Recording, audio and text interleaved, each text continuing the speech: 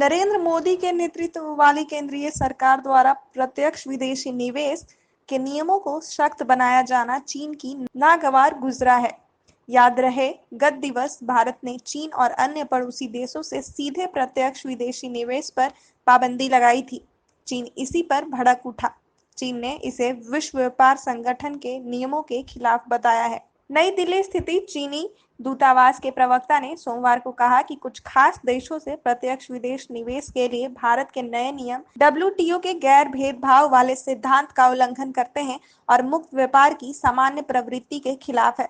अधिकारी ने कहा कि अतिरिक्त बाधाओं को लागू करने वाली नई नीति G20 समूह में निवेश के लिए एक स्वतंत्र, निष्पक्ष, गैर भेदभावपूर्ण और पारदर्शी वातावरण के लिए बनी आम सहमति के खिलाफ भी है। गौरतलब है कि भारत सरकार ने हाल ही में FTI नियमों में बदलाव करते हुए कहा था कि भारत के साथ जमीन सीमा साझा करने वाले देशों की किसी भी कंपनी या व्यक्ति को भारत में किसी भी सेक्टर में निवेश से पहले सरकार की मंजूरी लेनी होगी।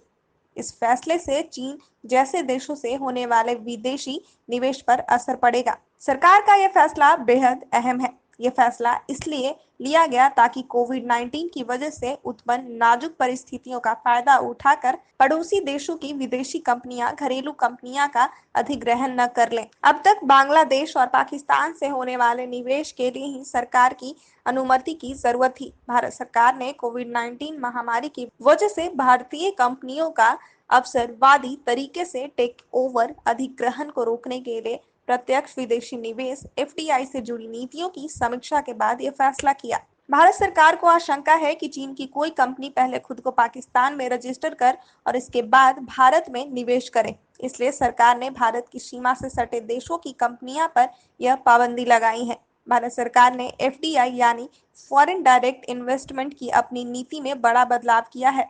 सरकार ने कहा कि अब भारत के पड़ोसी देशों चीन, पाकिस्तान, बांग्लादेश की कंपनियों को भारत कंपनियां में अपनी हिस्सेदारी बढ़ाने के लिए केंद्र सरकार की अनुमति लेना होगा। बता दें, बीते दिन चीन के बैंक ने HDFC में अपनी हिस्सेदारी बढ़ाकर 1% से अधिक कर ली थी। सवाल उठे थे कि कहीं चीन कोरोना वायरस के बाद कमजोर हुआ भारतीय अर्थव्यवस्था का फायदा तो नहीं उठाना चाह रहा है। बता दें, अमेरिका पहले ही चीन पर भड़का हुआ है।